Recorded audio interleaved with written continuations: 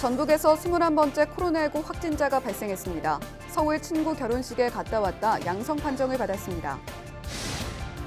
공공의료대 설립을 위한 관련 법들이 결국 21대 국회로 넘겨 추진될 전망입니다. 이용호 의원은 최근 국회에서 마지막 협의를 진행했으나 21대 국회에서 처리하는 것이 좋겠다는 답변을 받았다고 밝혔습니다. 김제 옛 신포항의 해양 레저시설인 마리나 항만이 조성됩니다. 주변엔 숙박과 여가, 쇼핑까지 즐길 수 있는 복합단지로 추진됩니다. 전북 전주와 부산에서 실종된 여성 2명을 살해한 혐의로 구속된 최 모 씨의 신상 공개 여부가 20일 결정됩니다. 전북지방경찰청은 20일 오후 최 씨에 대한 신상정보 공개 심의위원회를 연다고 밝혔습니다. 헬로티비 뉴스 전북 지금 시작합니다.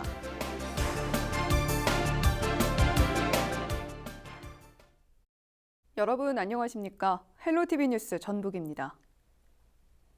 전북도에서 21번째 코로나19 확진자가 발생했습니다. 자세한 소식 보도국 연결해 알아보겠습니다. 네, 이진철 기자, 이번 확진자는 처음엔 음성 판정을 받았다가 이후 양성 판정을 받았다고요? 네, 그렇습니다. 전북도 21번째 코로나19 확진자 28살 A씨는 서울 도봉구 13번째 환자 B씨와 밀접 접촉자로 분류돼 지난 14일부터 자가격리 상태였습니다. 지난 14일에 받은 검사에서는 음성 판정을 받았지만 이후 17일부터는 근육통과 발열, 콧물 증상이 나타났고 19일 새벽 코로나19 확진 판정을 받았습니다. 양성 판정을 받은 A씨는 전북 익산시에 거주하는 개인 사업자로 친구 결혼식 참석을 위해 지난 9일과 10일 경남 창원과 부산 등을 다녀왔습니다. A씨는 친구 4명과 함께 일정을 소화했는데 이 가운데 지난 14일과 15일 코로나19 확진을 받은 서울 도봉구 13번째 환자 B씨와 경기 안양시 25번째 환자 C씨도 함께 있었습니다. 네, 확진자에 대한 치료만큼 중요한 게 또 추가 확진자에 대한 파악인데요. 추가 확진자에 대한 소식은 없습니까? 네, 아직 21번째 확진자를 통해 발생한 코로나19 추가 확진자는 나오지 않았습니다. 보건당국은 A씨가 자가격리 상태였던 만큼 추가 확진자 발생 가능성은 낮다고 보고 있습니다. 이에 대한 전북도의 입장 들어보겠습니다. 이분은 자가격리된 상황이었기 때문에 현재까지는 추가 확진자가 나오지 않을 거다 이렇게 생각은 하고 있긴 하지만요. 현재 GPS라든지 그런 걸 통해서 자가격리가 얼만큼 잘 준수가 되었는지에 대해서 확인을 하고 있는 중입니다. 전북도는 A씨가 함께 여행을 했던 B씨나 C씨로부터 코로나19 감염된 것으로 추정하고 정확한 역학 조사를 벌이고 있습니다. 다만 결혼식보다는 여행 과정에서 걸린 것에 무게를 두고 있습니다. 현재 A씨는 원광대병원에서 격리 치료를 받고 있습니다. 네, 여기까지 듣겠습니다. 지금까지 보도국의 이진철 기자였습니다.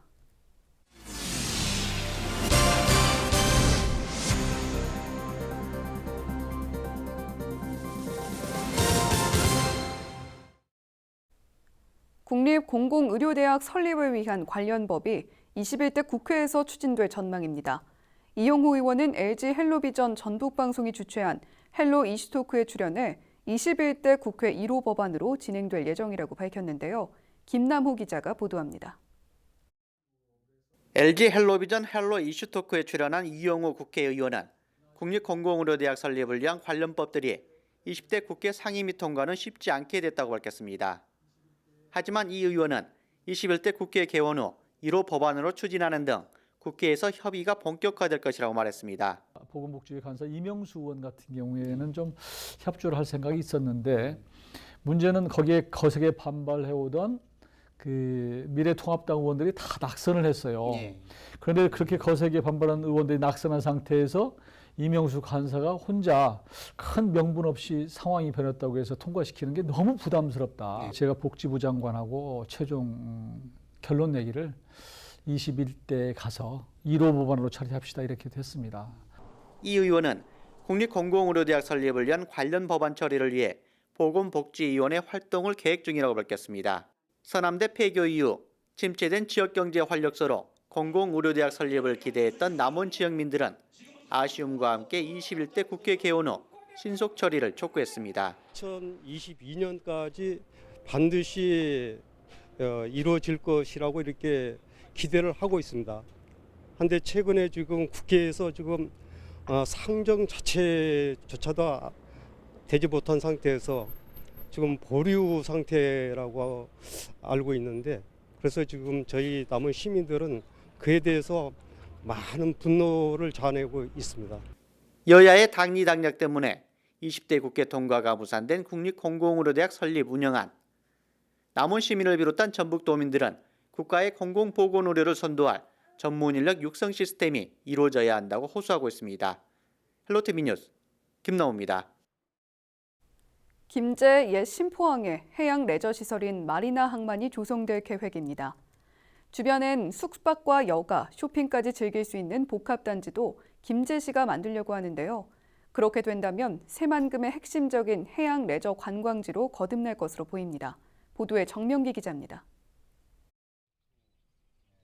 김제의 옛 신포항에 배 여러 척이 방치돼 있습니다. 신포항은 새만금 개발 사업으로 항구 기능을 잃은 지 오래입니다. 그런데 이곳에 요트나 수상 스키와 같은 해양 레저용 선박이 머무를 수 있는 마리나항이 조성됩니다. 마리나항만이 들어설 예정지입니다. 새만금 방조제 안쪽에 있기 때문에 밀물과 썰물의 수위 차인 조수 간만의 차가 거의 없고 수면이 또 잔잔하기 때문에 수상 레저를 안전하게 즐길 수 있을 것으로 보입니다. 해양수산부는 최근 2차 마리나 항만 기본 계획에 김제 신포를 반영했습니다. 마리나 공유 경제 등을 통한 접근성을 확대하고 청소년부터 중장년층까지 전 세대가 즐길 수 있도록 연령층에 맞는 입문기회 제공 프로그램을 개발, 공급해 나아가겠습니다. 해수면이 아닌 내수면에 마리나항을 조성하는 건 전북에서 유일합니다. 올해부터 10년 동안 축구장 3개가 넘는 크기인 8만여 제곱미터에 레저용 선박 150척을 수용할 수 있는 시설 등이 들어설 예정입니다.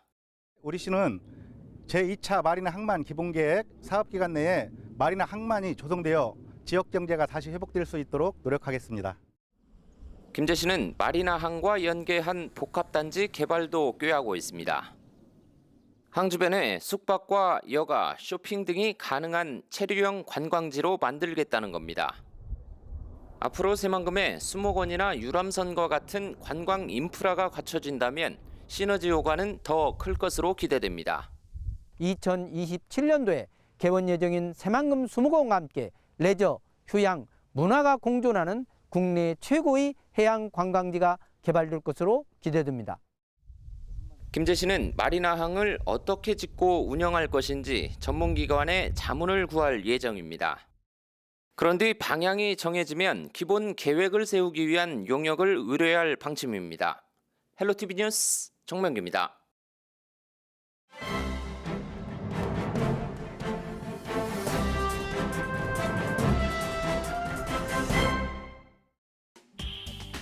신문브리핑 먼저 전북일보 기사입니다. 코로나19가 장기화되면서 문화예술인들의 피해가 극심한 것으로 나타났습니다. 특히 프리랜서 문화예술인의 피해가 막심했는데 전북도가 뒤늦게 지원책을 강구했지만 턱없이 부족한 실정입니다. 18일 전북도에 따르면 지난 3월 전북 문화예술 분야 코로나19 관련 피해 실태 조사를 벌인 결과 모두 288건의 피해 사례가 접수됐습니다.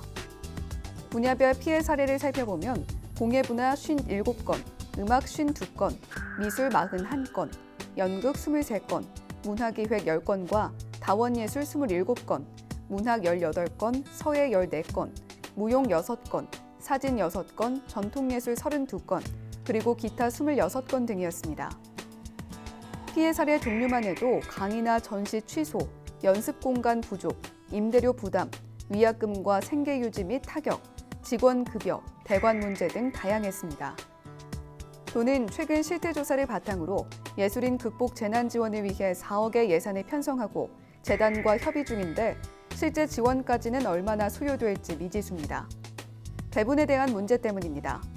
도는 개인 또는 예술문화단체 200여 개를 대상으로 150만 원에서 250만 원의 지원금을 배부할 것으로 알려졌습니다.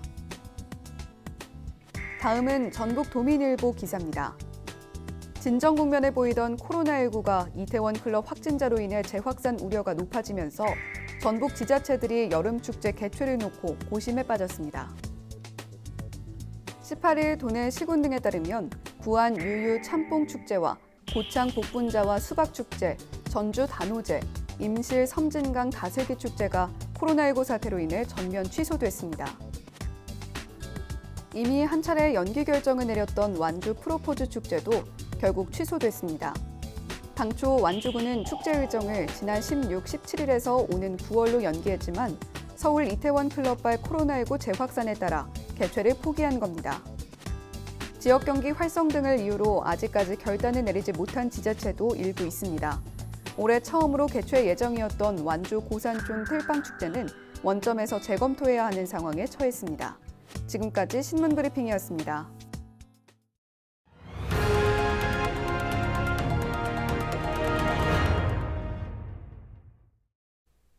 전북 전주와 부산에서 실종된 여성 2명을 살해한 혐의로 구속된 최 모 씨의 신상 공개 여부가 20일 결정됩니다.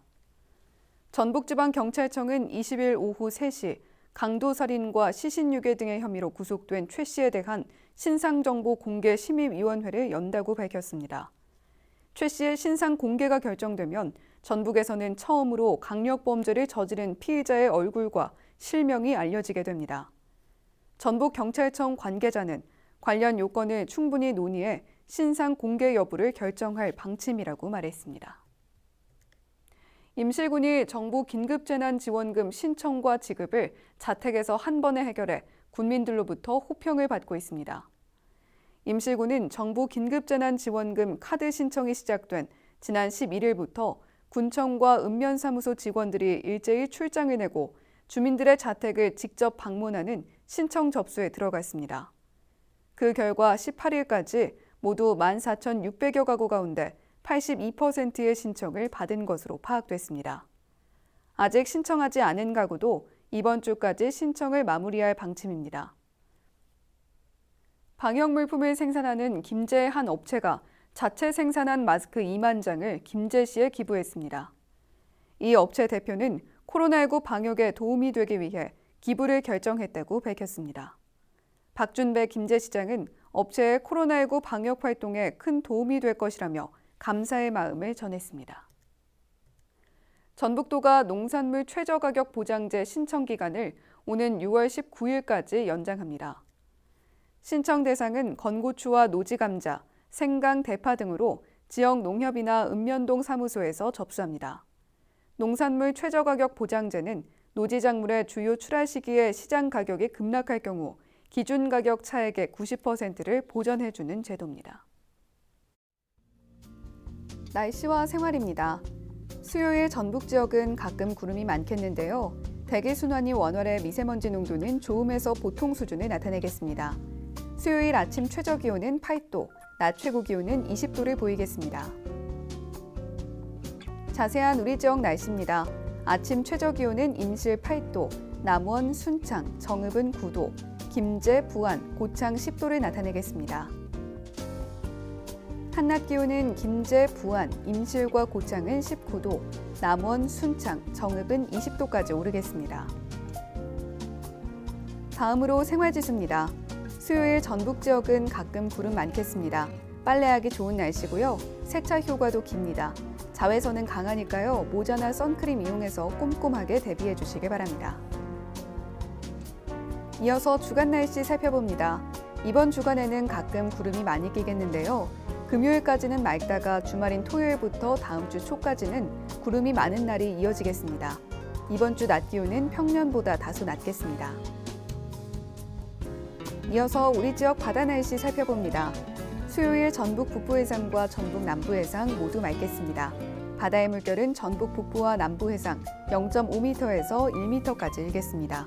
지금까지 날씨 전해드렸습니다. 헬로티비 뉴스 전북, 오늘 저희가 준비한 소식은 여기까지입니다. 저희는 언제나 지역 주민 여러분 곁에 있겠습니다. 함께해 주신 여러분 고맙습니다.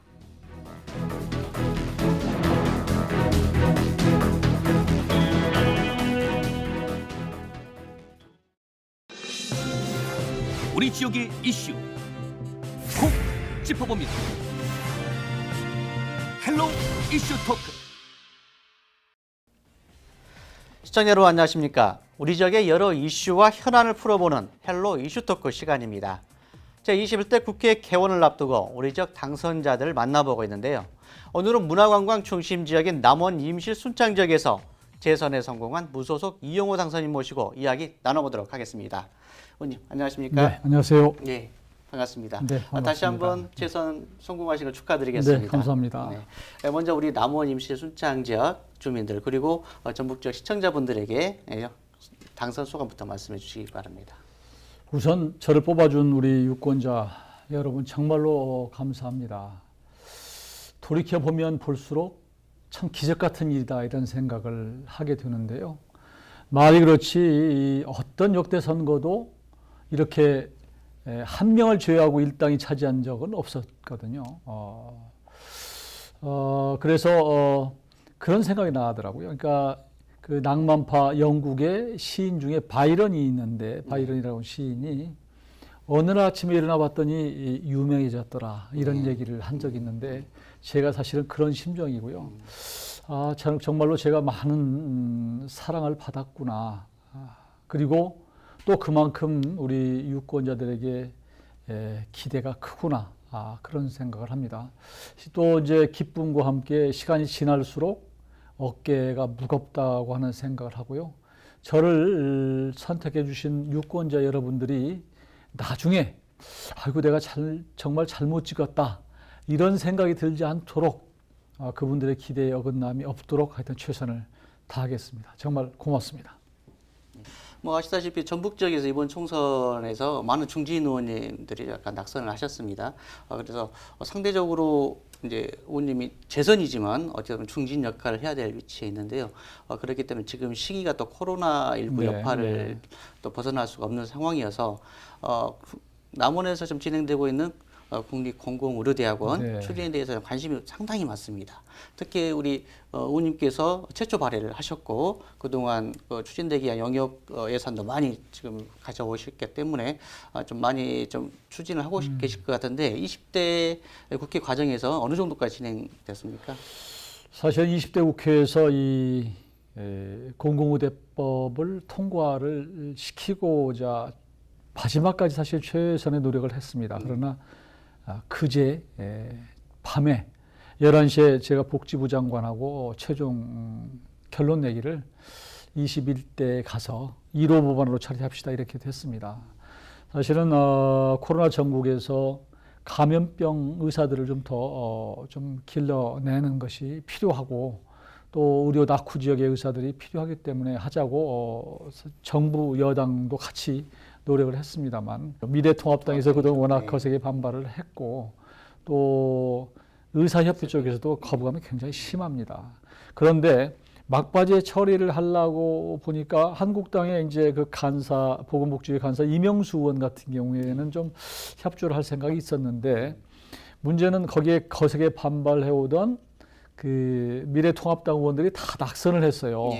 그런데 그렇게 거세게 반발한 의원들이 낙선한 상태에서 이명수 간사가 혼자 큰 명분 없이 상황이 변했다고 해서 통과시키는 게 너무 부담스럽다. 그래서 이제 법안을 갖고 주고받기를 했는데 미래통합당 측에서 너무 큰 법안을 해달라. 서비스 발전 기본법이나 혹은 이제 국민연금법 가운데 국민연금에서 일반 그 대기업이나 이런 쪽에 어떤 경영에 관여할 수 있는 이런 스튜어드십 코드라는 게 있는데 이런 것들을 좀 이렇게 법적으로 좀 만들자 이런 걸 요구를 했는데 그게 서로 잘 정치적으로 협상이 잘 안 됐습니다. 그래서 어차피 21대는 지금 여당이 거의 180석 이렇게 되기 때문에 그때가 더 처리하기가 쉽지 않느냐. 그래서 몇 달 차인데 그러면 21대로 넘기자 이렇게 여당 김태년 원내대표 그리고 또 복지부하고 이렇게 서로 합의를 했습니다.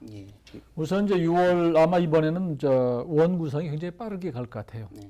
지난 20대 때는 원 구성이 아마 한 달 이상 이렇게 늦어졌는데 이번은 6월 초라도 금방 되지 않을까 싶습니다. 그러고 나면 6월 국회에서 그 코로나 관련해서 3차 추경이 있지 않을까 싶고요. 그때 저는 가장 먼저 1호 법안으로 이 공공의료대 설립 법안을 제출하려고 그러고요. 그러고 나면 이제 아마 빠르게 보건복지위에서 소위까지 올 것이고 공청회를 거쳐서 하여튼 올 연내로 처리하도록 하겠다 그런 말씀을 드리고요. 아직 알 수 없지만 하여튼 보건복지위에 아무래도 제가 몸담고 있으면 훨씬 조금 쉽지 않을까 이런 생각을 합니다. 알겠습니다. 일단 조금 전에 말씀드렸지만 전북적에서 이제 재선 의원님이 이제 이 의원님이 유일하게 좀 되셨기 때문에 기존의 20대 국회 이야기를 조금 짚고 넘어야 될 것 같습니다. 그래서 물론 남원 임시 순창 지역도 있지만 전북에 필요한 역할들을 좀 많이 하셨던 걸로 제가 들었습니다. 20대 국회 과정에서 우리 남원 임시 순창 지역을 중심으로 해서 전북적 발전안에 대해서 좀 노력하셨던 것들 몇 가지 말씀해 주시기 바랍니다.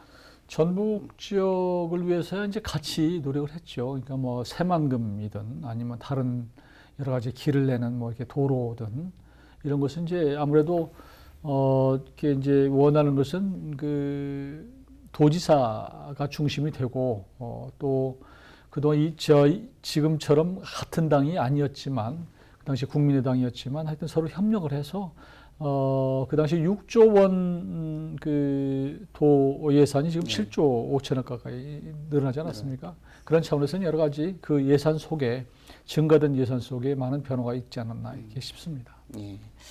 21대에서도 더 많은 기대를 할 것 같은데요. 의원님께서 선거 기간 중에 남원시 1천만 관광객 시대를 여시겠다고 공약을 하셨습니다. 문화 관광 도시이기도 한데요, 남원시가. 이 남원 지역 관광 인프라 확장을 해서 좀 어떤 계획 갖고 계십니까?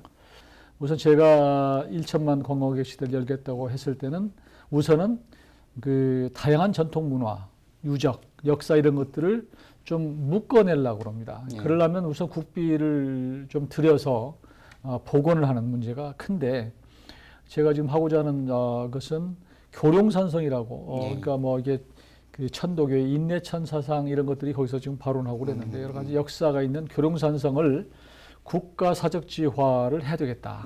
그러려면 이제 그걸 지정을 받아야 되는데 이 부분이 저한테는 굉장히 큰 과제 중에 하나고요. 그 외에 이제 남원역 부지에 남원성이 있는데 남원성 부지도 역시 좀 복원을 해야 되겠고 또 가야 유적도 역시 복원을 하는 문제들 그 외에도 만인의총의 유적을 이제 종합 정비를 하는 문제들 이런 것들을 좀 해놓고 지금 그 남원은 여러 가지 이제 무슨 고전 문학도 있고 소리 문화도 있고 여러 가지 또 지리산의 천혜 자연 자원이 있는데 지금은 그냥 개별적으로 이렇게 지금 돼 있거든요. 이것을 좀 조금 더 평면적으로라도 좀 연결을 시키는 이런 작업이 필요하지 않을까. 그러면 지금 전주 같은 경우가 1년에 5,500만 명 정도가 이제 방문객이 있고 여수 같은 경우는 뭐 밤바다 하나 보러 그 1,500만 명 정도가 1년에 오는데요.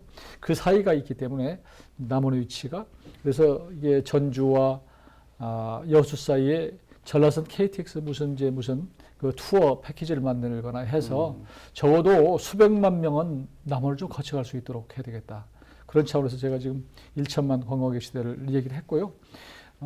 그리고 제가 좀 더 역점을 두고자 하는 것은 그 남원이 국악의 성지이고 소리문화의 중심인데 거기에 국악을 좀 가까이 이렇게 접할 수 있는 국악 상설 공연장을 광활루 근처에다가 좀 하나 만들었으면 좋겠다. 그래서 남원을 방문한 분들이 역사 문화도 좀 보고 그리고 광활루도 보고 또 체험할 수 있는 그런 상설 공연장을 좀 만들려고 합니다.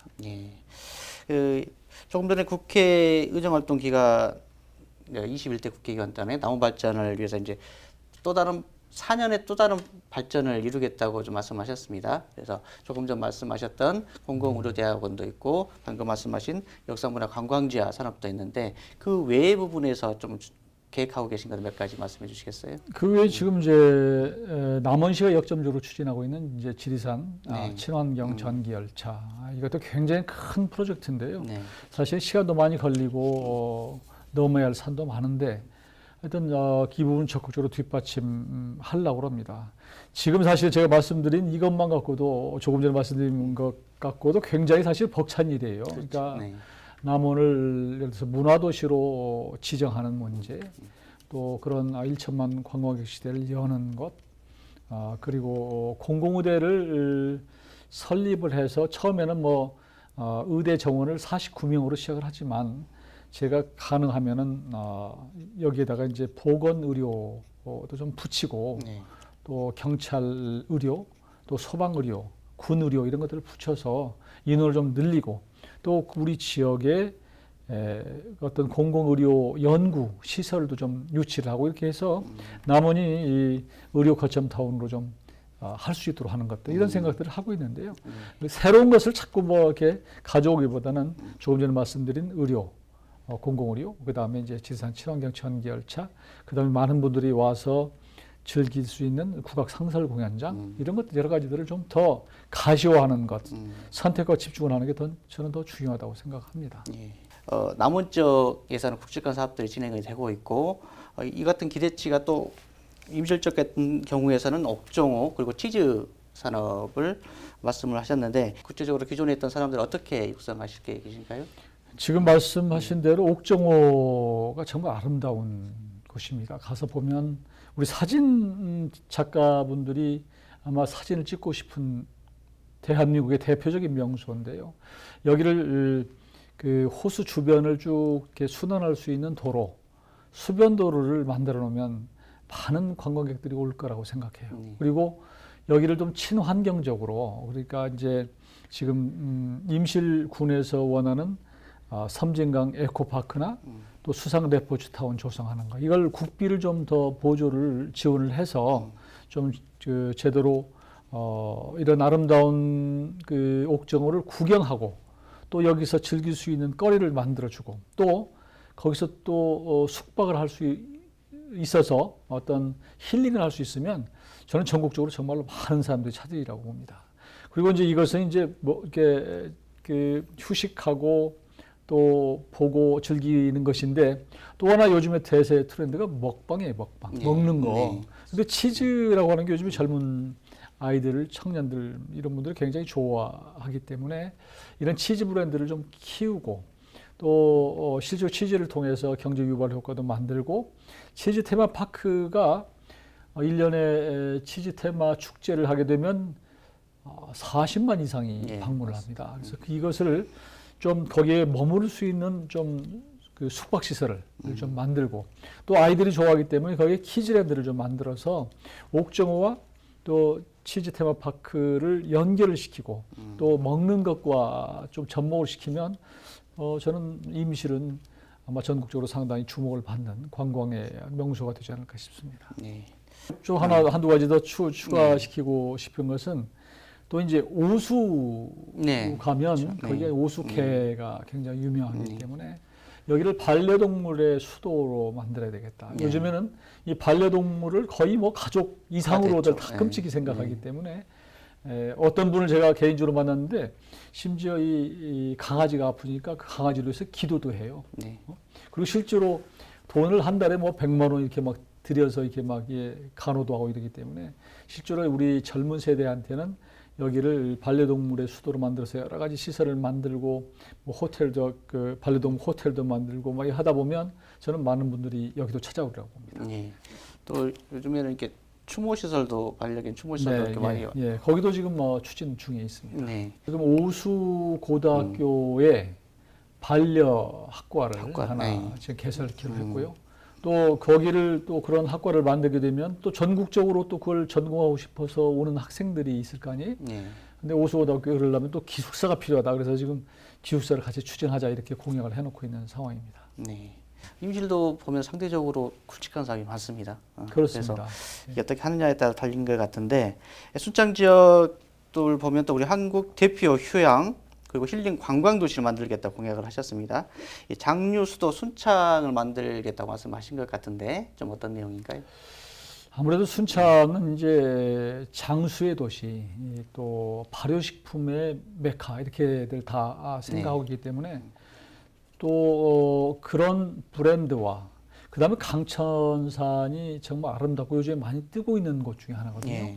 그래서 거기를 접목을 시켜서 뭔가를 좀 그 외부의 관광객들을 좀 많이 끌어들이자 이런 쪽으로 지금 서 있는 상태고 지금 이제 강천산 단풍을 보러 오는 많은 분들, 이런 분들 때문에 가을 되면 굉장히 강천산이 붐벼요. 네. 그래서 그 앞에 이제 도로가 좁아가지고 많은 민원들이 발생하는데 여기 길을 좀 4차선으로 넓히는 것들, 이런 것들을 좀 제가 차질 없이 해야 되겠다 그런 생각을 합니다. 네. 일단 순창 지역 전체적인 말씀을 해주셨는데 순창 지역에서 그래도 기존에 진행을 20대 국회에서 하셨던 것들이 좀 있을 것 같아요. 그 부분을 좀 말씀해 주시고 21대에서 연계해서 진행할 부분들을 좀 함께 말씀해 주시겠어요? 저는 순창에 그래도 제가 20대 때 한 것은 이 수십 년 묵은 밤제 터널, 네. 이거 사실 뚫은 게 저한테는 뭐 평생, 저한테는 오래 기억에 남을 일이라고 생각합니다. 처음에 이게 이제 위험도로고 겨울 되면 이제 그 눈이 쌓여서 네. 같은 군인데도 불구하고 통행이 안 되는 이런 지경이었는데 그동안 많은 의원들이 못한 것을 지난 4년 동안에 그래도 시작을 하게 돼서 이게 큰 보람이고요. 또 그 전에 설계가 잘못돼서 굉장히 위험 교차로로 될 만한 곳이 금과의 방축 교차로라고 있습니다. 근데 방축 교차로가 평면 교차로로 돼 있는데 이미 한 번 이게 정부에서 이건 평면 교차로로 할 수밖에 없다고 해서 한번 이 반려된 것을 다시 살려서 입체 교차로로 만들어서 안전하게 할 수 있는 다닐 수 있게 한 이런 것들은 저한테 오래 기억에 남고, 그리고 제가 이제 임실 순창 남원 다 어디도 마찬가지입니다만 저는 이제 국가 예산과 또 법을 만드는 입장에서 자치단체장이 자치단체가 원하는 예산은 저희 거의 뭐 저는 드렸습니다. 그런 차원에서는 뭐 저는 지금도 자부심을 갖고 있고요. 앞으로도 제가 이걸 합시다라고 해서 구체적인 사업을 제안할 수도 있지만 그렇지 않더라도 우리 자치단체에서 원하는 것들은 적극적으로 뒷받침을 하겠다 이렇게 말씀을 드립니다. 예.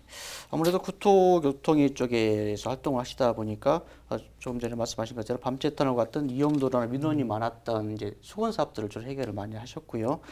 그러면은 그리고 이 이후에 순창 지역이나 이 지역뿐만이 아니고 임실, 순창, 남원 지역을 통달하는 사통 8달 교통망을 만들겠다고 하셨는데요. 그러면 이걸 어떤 식으로 만들겠다는 말씀이신가요? 많죠. 그동안에 사실 동부산업권 지역은 생각보다 접근성이 좀 떨어졌어요. 그렇죠. 그러니까 그만큼 길의 불편함이 좀 있었다.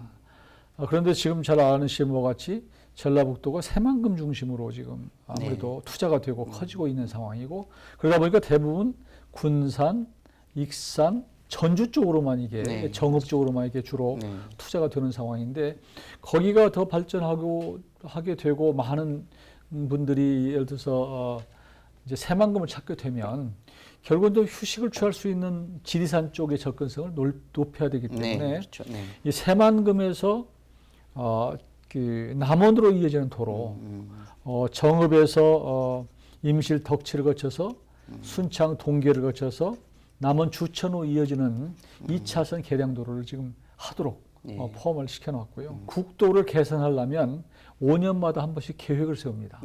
근데 이번에 2021년부터 내년부터 2025년까지 개선할 국도를 선정을 했는데 전라북도에서 20개를 선정했어요. 그 중에서 남원, 임실, 순창이 10개가 들어갔습니다. 그러니까 절반을 지금 한 셈이어서, 물론 이제 절반이 다 되는 것은 아니고 또 500억 이상 넘은 그 도로 어떤 사업은 예비 타당성 조사를 합니다. 그래서 그 과정에 있는데요. 최대한 많은 구간이 포함될 수 있도록 노력을 하겠습니다. 그리고 이번 21대 국회에서는 민생 살리기 계획안도 좀 구상을 하고 계실 것 같은데 좀 이 부분에서 어떤 사업들 추진할 계획이신가요? 우선 이번 코로나19에서 보았겠지만 이런 일이 생기면 제일 어려운 게 이제 소기업, 그다음에 자영업 이런 분들이 어렵거든요. 그래서 그런 분들이 앞으로 국가 재난급의 어떤 일이 생겼을 때 아주 신속하게 좀 금융 지원을 받을 수 있는 제도, 이걸 좀 법적으로 좀 만들어야 되겠다 생각이 들고요. 또 이제 아무래도 늘 보면 카드 수수료 얘기가 많이 나오는데 이걸 더 좀 다운을 시켜야 되겠다 이렇게 말씀을 드립니다. 그것도 공약을 했고요.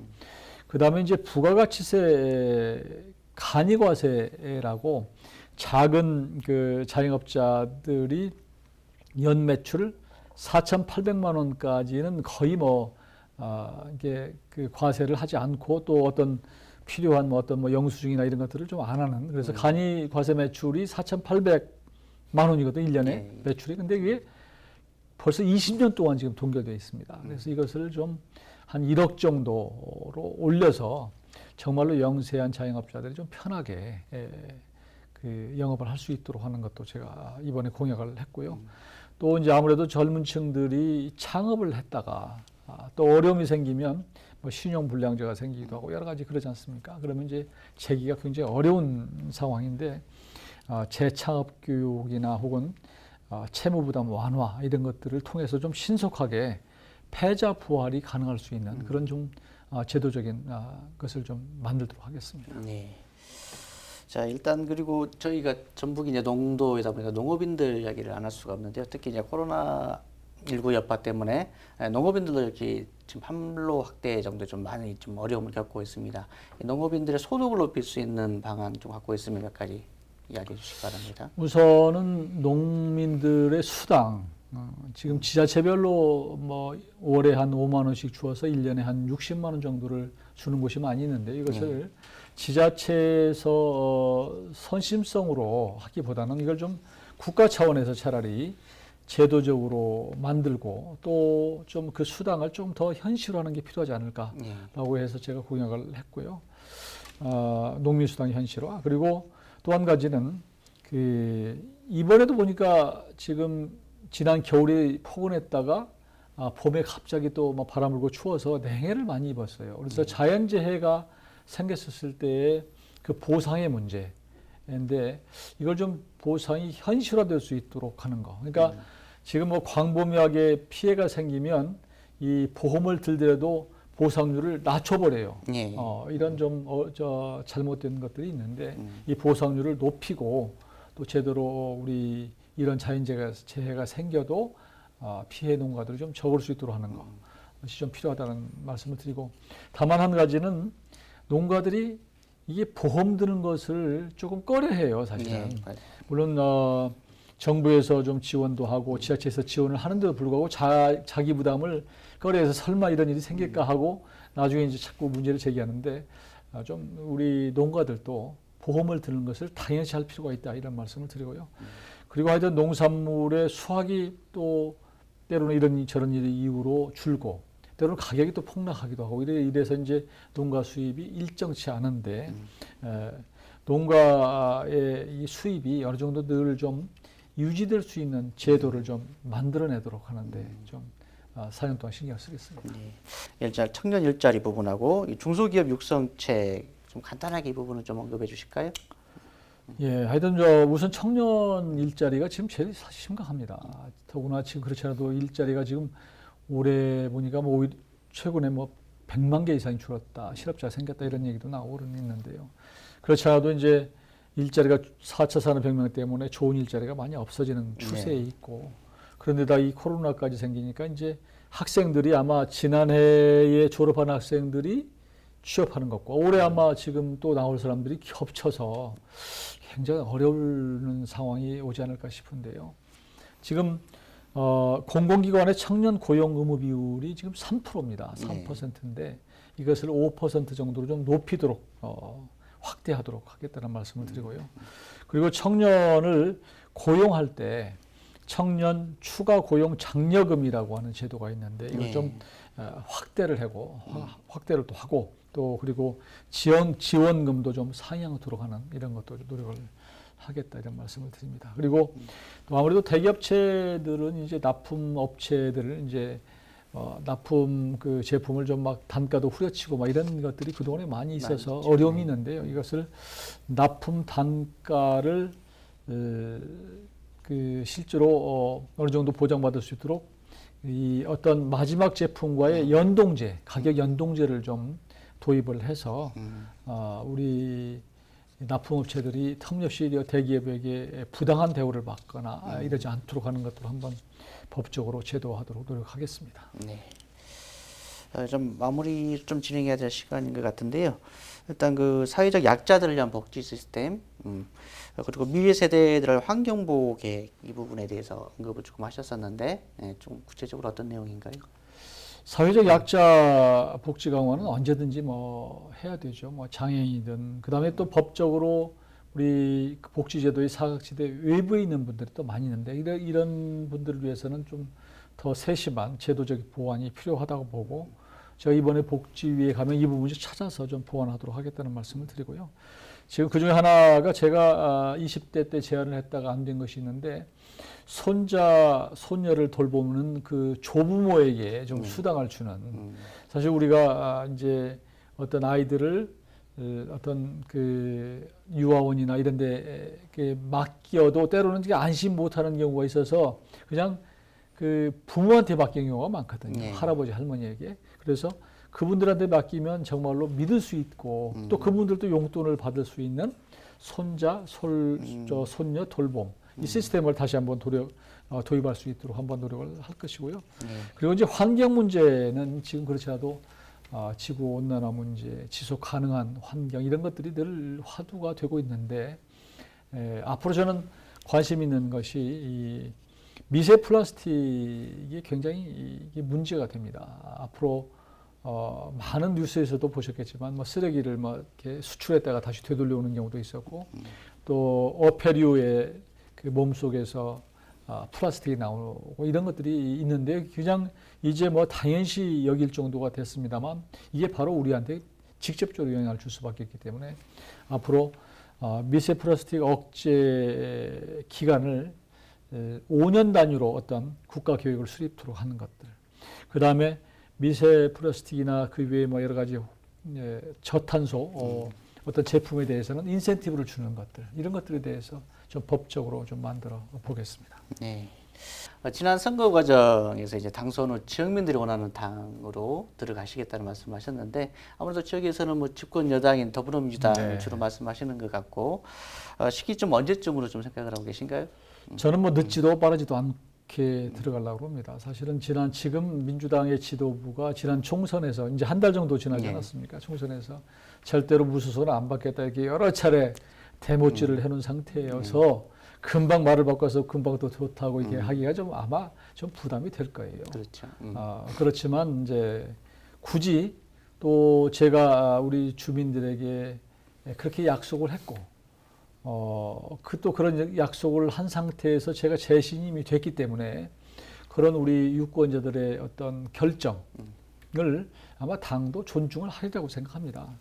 앞으로 이제 8, 9월 정도 가면 당도 이제 전당대회를 통해서 지도 체제가 좀 바뀔 때가 오고 또 그 어떤 당도 지금 뭐 이렇게 다시 합친에 만회하는 이런 상황이 있기 때문에 저는 충분히 자연스럽게 그때쯤 가면 늦지 않게 그 복당을 하는 계기가 주어질 것이라고 생각을 합니다. 네.